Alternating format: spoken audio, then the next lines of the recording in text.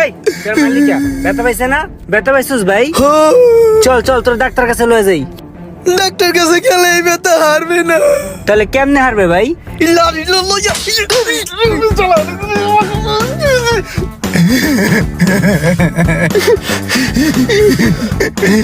এখন ব্যথা হারিয়ে গেছে।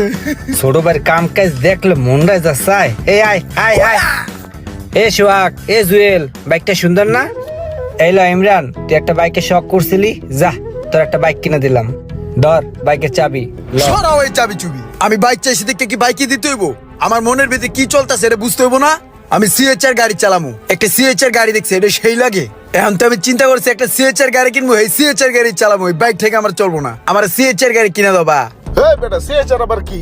এটা আবার কোন জিনিস? এই যে আমরা তিনটা ভাই এত খাটনা খাটি করি, এত টাকা পয়সা কামাই, আমরা জীবনে কোনো শখ পূরণ করছি?